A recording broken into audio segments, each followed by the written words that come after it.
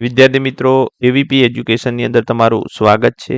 આજે આપણે ધોરણ 8માં ગણિત વિષયની પ્રેક્ટિસ વર્કમાં પ્રકરણ 7 રાશિઓની તુલના એમાં સ્વાધ્યાય 7.1 શીખીશું. તો વિડીયોને ધ્યાનથી પૂરેપૂરો જોજો અને ચેનલને સબસ્ક્રાઇબ કરજો જેથી નવા વિડીયો તમને સરળતાથી મળી રહે. તો સ્વાધ્યાય 7.1માં પ્રશ્ન 1 ગુણોત્તર શોધો. તો એમાં પહેલો 40 સેમી અને 50 સેમી.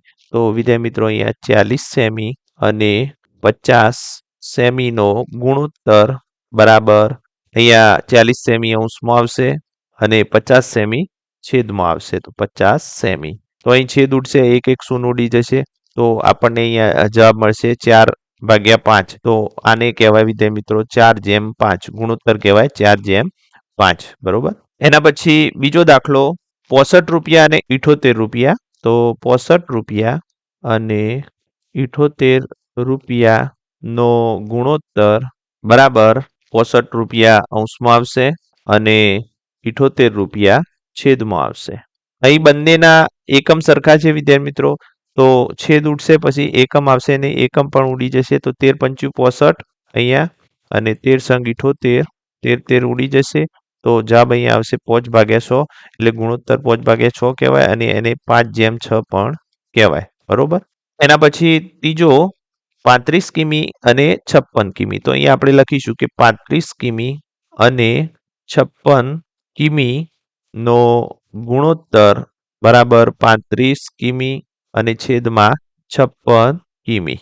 તો અહીં વિદ્યાર્થી મિત્રો છેદ ઉડશે 7×5 = 35 અને 7×8 = 56 એટલે 7 ઉડી જશે. તો આપણને જવાબ મળશે અહીંયા 5/8 એટલે કે 5/8 ગુણોત્તર આપણને મળશે. એના પછી ચોથો દાખલો 40 કિગ્રા અને 24 કિગ્રાનો ગુણોત્તર બરાબર 40 કિગ્રા અને છેદમાં 24 કિગ્રા. તો અહીંયા વિદ્યાર્થી મિત્રો છેદ ઉડશે 8×5 = 40 અને 8×3 = 24. તો 8 ઉડી જશે. તો આપણને અહીંયા જવાબ મળશે 5/3 એટલે કે 5/3 ગુણોત્તર આપણને મળે. એના પછી વિદ્યાર્થી મિત્રો પાંચમો દાખલો 36 લીટર અને 24 લીટરનો ગુણોત્તર બરાબર 36 લીટર અને છેદમાં 24 લીટર. તો અહીં વિદ્યાર્થી મિત્રો છેદ ઉડશે 12×3 = 36 અને અહીંયા 12×2 = 24. તો 12 ઉડી જશે. તો આપણને અહીંયા જવાબ મળશે 3/2. તો એને આપણે 3/2 પણ લખી શકીએ. બરોબર. એના પછી છઠ્ઠો દાખલો 80 મીટર અને 64 મીટરનો ગુણોત્તર બરાબર અહીંયા વિદ્યાર્થી મિત્રો અંશમાં આપણે 80 મીટર લખીશું અને છેદમાં 64 મીટર. તો અહીંયા વિદ્યાર્થી મિત્રો 80 એટલે 16×5 = 80 અને 16×4 = 64. તો 16 ઉડી જશે. તો આપણને જવાબ મળશે 5/4. તો ગુણોત્તર 5/4 પણ કહેવાય. બરોબર. એના પછી પ્રશ્ન 2 ગુણોત્તર શોધો. તો એમાં પહેલો છે 2 રૂપિયા અને 80 પૈસા. તો વિદ્યાર્થી મિત્રો અહીંયા એકમ સરખા નથી. અહીંયા રૂપિયા છે અને અહીંયા પૈસા. તો બંને એકમ સૌથી પહેલા સરખા કરવા પડે. તો આપણે પૈસાના રૂપિયા કરીશું તો એ જવાબ પોઈન્ટમાં આવશે. માટે આપણી ગણતરી સરળ થશે નહીં. તો આપણે રૂપિયાના પૈસા કરીશું. બરોબર. તો એ આપણે લખીએ કે અહીં એકમ સરખા હોવા જોઈએ. માટે આપણે 2 રૂપિયાના પૈસા કરીશું. તો 1 રૂપિયો બરાબર 100 પૈસા માટે 2 રૂપિયા બરાબર 200 પૈસા થાય. બરોબર. હવે 2 રૂપિયા બરાબર આપણને 200 પૈસા મળ્યા. તો આપણે અહીંયા ગુણોત્તર કરીએ કે 2 રૂપિયા અને 80 પૈસાનો ગુણોત્તર બરાબર અહીંયા 2 રૂપિયા એટલે આપણે લખીએ 200 પૈસા અને 80 પૈસા ભાગ્યા 80 પૈસા. તો એક એક શૂન્ય ઉડી જશે. હવે અહીંયા 2 ચોક 8 અને અહીંયા 5 ચોક 20. તો 4 ઉડી જશે અને અહીંયા જવાબ આપણને મળશે 5/2 માટે આને લખાય 5/2. એના પછી બીજો દાખલો તો 3 કિગ્રા અને 750 ગ્રામ. તો અહીં પણ એકમ સરખા નથી વિદ્યાર્થી મિત્રો. 3 કિગ્રા આપેલા છે અને 750 ગ્રામ આપેલા છે. માટે અહીં એકમ સરખા હોવા જોઈએ. તો અહીં લખીએ અહીં એકમ સરખા હોવા જોઈએ. તો અગાઉ આપણે કર્યું કે રૂપિયામાંથી પૈસા બનાવ્યા એટલે કે મોટા એકમમાંથી નાના એકમમાં આપણે ગયા. તો એ જ રીતે અહીંયા પણ આપણે મોટા એકમમાંથી નાના એકમમાં જઈશું. તો મોટો એકમ અહીંયા કિગ્રા છે. કિલોગ્રામ માટે કિલોગ્રામના આપણે ગ્રામ કરીશું. તો 1 કિગ્રા બરાબર 1000 ગ્રામ માટે 3 કિગ્રા બરાબર 3000 ગ્રામ થાય. બરોબર? તો અહીંયા હવે આપણે ગુણોત્તર કરીએ કે 3 કિગ્રા અને 750 ગ્રામ નો ગુણોત્તર બરાબર 3 કિગ્રા એટલે 3000 ગ્રામ લખીએ આપણે અને છેદમાં આવશે 750 ગ્રામ. તો એકમ ઉડી જશે અને વધુમાં 0 1 1 ઉડી જશે અને અહીંયા 300 ને આપણે 75 વડે ભાગીશું તો 75 ચોક 300 થશે. તો અહીંયા છેદમાં 1 વધ્યો કહેવાય માટે આપણને જવાબ મળશે 4/1 અને એને આપણે 4/1 પણ લખી શકીએ. એના પછી ત્રીજો દાખલો 4 મીટર અને 80 સેમી. તો અહીં પણ વિદ્યાર્થી મિત્રો એકમ સરખા હોવા જોઈએ. અહીંયા મીટર આપેલા છે અને અહીંયા સેમી આપેલા છે. તો અહીંયા આપણે લખીએ કે અહીં એકમ સરખા હોવા જોઈએ.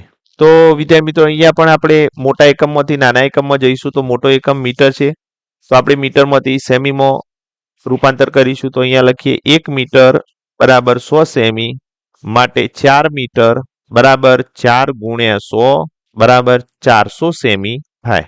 હવે આપણે ગુણોત્તર કરીએ તો 4 મીટર અને 80 સેમીનો ગુણોત્તર બરાબર અહીંયા 4 મીટર એટલે 400 સેમી અને છેદમાં આવશે 80 સેમી.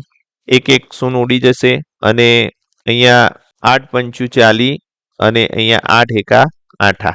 તો 8 8 ઉડી જશે. જવાબ આવશે 5/1 માટે એને કહેવાય 5/1. બરોબર? એના પછી ચોથો દાખલો 2 લીટર અને 800 મિલીલીટર. તો વિદ્યાર્થી મિત્રો અહીંયા પણ એકમ સરખા હોવા જોઈએ માટે આપણે એકમ સરખા કરીશું. તો મોટા એકમમાંથી આપણે નાના એકમમાં જઈશું. તો લીટર એ મોટો એકમ છે અને મિલીલીટર એ નાનો એકમ છે. તો અહીંયા આપણે લખીએ કે અહીં એકમ સરખા હોવા જોઈએ માટે અહીંયા લીટરમાંથી આપણે મિલીલીટરમાં રૂપાંતર કરીએ તો 1 લીટર બરાબર 1000 મિલીલીટર થાય માટે 2 લીટર બરાબર 2 ગુણ્યા 1000 બરાબર 2000 મિલીલીટર થાય. બરોબર? હવે આપણે ગુણોત્તર શોધીએ. 2 લીટર અને 800 મિલીલીટર નો ગુણોત્તર બરાબર 2000 મિલીલીટર અને છેદમાં આવશે 800 મિલીલીટર. 2 2 શૂન્ય ઉડી જશે અને અહીંયા 5 ચોક 20 અને અહીંયા 2 ચોક 8. તો 4 4 ઉડી જશે. તો આપણને જવાબ મળશે અહીંયા 5/2 માટે એને લખાય 5/2. તો ગુણોત્તર આપણને મળશે 5/2. એના પછી વિદ્યાર્થી મિત્રો પાંચમો દાખલો. તો પાંચમા દાખલામાં પણ એકમ જુદા જુદા આપેલા છે 15 કલાક અને 1 દિવસ. તો સૌથી પહેલા અહીંયા એકમ સરખા હોવા જોઈએ. તો અહીં એકમ સરખા હોવા જોઈએ. હવે અહીંયા દિવસ એકમ એ કલાક કરતા મોટો છે. બરોબર? તો આપણે દિવસને કલાકમાં રૂપાંતર કરીશું. તો અહીંયા લખીએ કે 1 દિવસ બરાબર 24 કલાક. તો વિદ્યાર્થી મિત્રો અહીંયા 1 દિવસ બરાબર 24 કલાક થાય. તો હવે આપણે ગુણોત્તર કરીએ કે 15 કલાક અને 1 દિવસનો ગુણોત્તર બરાબર 15 કલાક અને 1 દિવસની જગ્યાએ આપણે 24 કલાક લખીશું. હવે વિદ્યાર્થી મિત્રો 15 એટલે 5 તરી 15 અને 24 એટલે 8 તરી 24. તો 3 3 ઉડી જશે. તો આપણને જવાબ મળશે 5/8. તો આને કહેવાય 5/8. ગુણોત્તર આપણને મળ્યો વિદ્યાર્થી મિત્રો અહીંયા 5/8. પછી છઠ્ઠો દાખલો 2 કિમી અને 750 મીટર. તો અહીં પણ એકમ સરખા હોવા જોઈએ. બરોબર? તો અહીં એકમ સરખા હોવા જોઈએ. તો અહીંયા કિમી અને મીટર આપેલા છે. કિમી એ વિદ્યાર્થી મિત્રો મોટો એકમ છે અને મીટર નાનો છે. તો મોટામાંથી આપણે નાના એકમમાં રૂપાંતર કરીએ તો 1 કિમી બરાબર 1000 મીટર માટે 2 કિમી અહીંયા પણ 2 કિમી આપેલા છે. તો 2 કિમી બરાબર 2 ગુણ્યા 1000 બરાબર 2000 મીટર થાય. હવે 2 કિમી અને 750 મીટર નો ગુણોત્તર બરાબર અહીંયા લખીશું આપણે કે 2 કિમી એટલે 2000 મીટર અને છેદમાં આવશે 750 મીટર. 1 1 શૂન્ય ઉડી જશે. 75/8 મો છે અને 200 અંશમાં છે. માટે હવે આપણે છેદ ઉડાડીશું તો 25 8 200 અને 25 તારી 75 તો 25 25 ઉડી જશે તો આપણને જવાબ મળશે અહીંયા 8/3 એટલે કે 8/3 ગુણોત્તર કહેવાય. એના પછી પ્રશ્ન 3 ટકાવારીમાં રૂપાંતર કરો. તો એમાં પહેલો દાખલો 1/4. તો વિદ્યાર્થી મિત્રો અહીંયા ગુણોત્તર 1/4 ને 1/4 સ્વરૂપે લખી શકાય. હવે ટકાવારી શોધવા માટે વિદ્યાર્થી મિત્રો આપેલા ગુણોત્તરને 100 વડે ગુણવા પડે. તો અહીંયા આપણે લખીએ ટકાવારી બરાબર 1/4 ગુણ્યા 100%. બરોબર. તો 25 ચોક 100 માટે અહીંયા 1 ગુણ્યા 25 એટલે 25%. તો ટકાવારી અહીંયા થશે 25%. એના પછી બીજા નંબરનો દાખલો આપણે જોઈએ 3/2. તો અહીંયા 3/2 ને 3/2 સ્વરૂપે લખી શકાય. માટે હવે ટકાવારી બરાબર 3/2 ગુણ્યા 100.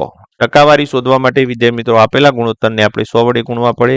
હવે 50 દુ 100 માટે અહીંયા 50 ગુણ્યા 3 50 ગુણ્યા 3 એટલે 150% થશે. બરોબર. એના પછી ત્રીજો દાખલો 2/5. તો અહીં 2/5 ને 2/5 સ્વરૂપે લખી શકાય. માટે અહીંયા આપણે ગુણોત્તર તો અહીં આપણે ટકાવારી શોધવા માટે આપેલા ગુણોત્તરને 100 વડે ગુણવા પડે. તો ટકાવારી બરાબર 2/5 ગુણ્યા 100%. તો 20 × 100 અને 20 દુ 40 તો 40% થશે. એના પછી ચોથો દાખલો 7/10. તો 7/10 ને 7/10 સ્વરૂપે લખી શકાય. હવે ટકાવારી શોધવા માટે આપેલા ગુણોત્તરને આપણે 100 વડે ગુણવા પડે. પાછળ ટકાનું ચિહ્ન કરવાનું. તો 10 × 100 10 × 70 તો 70% થાય. એના પછી પાંચમો દાખલો 13/20. તો અહીંયા 13/20 ને 13/20 સ્વરૂપે લખી શકાય. માટે ટકાવારી શોધવા આપેલા ગુણોત્તરને આપણે અહીંયા 100 વડે ગુણવા પડે. તો અહીંયા છેદ ઉડાડીશું તો 20 × 100 ને 13 × 65% આપણને મળે. એના પછી છઠ્ઠો દાખલો 5/2. તો 5/2 ને 5/2 સ્વરૂપે લખી શકાય. માટે અહીં ટકાવારી શોધવા આપણે આપેલા ગુણોત્તરને 100 વડે ગુણવા પડે. તો અહીંયા છેદ ઉડાડીશું તો 50 દુ 100 એટલે અહીંયા 50 આવશે અને 50 ગુણ્યા 5 એટલે પાછે 25 250% થશે. એના પછી સાતમો દાખલો 5/4. તો 5/4 ને 5/4 સ્વરૂપે લખી શકાય. હવે વિદ્યાર્થી મિત્રો આપણે ટકાવારી શોધવા આપેલા ગુણોત્તરને 100 વડે ગુણીશું. તો 100 વડે ગુણતો છેદ ઉડાડીએ તો 25 ચોક 100 અને 25 × 5 125% થશે. એના પછી આઠમો દાખલો 2/1. તો ગુણોત્તર 2/1 ને 2/1 સ્વરૂપે લખી શકાય. હવે ટકાવારી શોધવા માટે આપેલા ગુણોત્તરને આપણે 100 વડે ગુણવા પડે. તો હવે છેદ ઉડાડીશું તો છેદમાં 1 છે માટે અંશમાં 2 × 100 જ રહેશે. તો 100 દુ 200%. તો આ રીતે વિદ્યાર્થી મિત્રો આપણે ટકાવારી શોધવાની છે. ટકાવારી શોધવા માટે આપણે આપેલા ગુણોત્તરને 100 વડે ગુણવા પડે.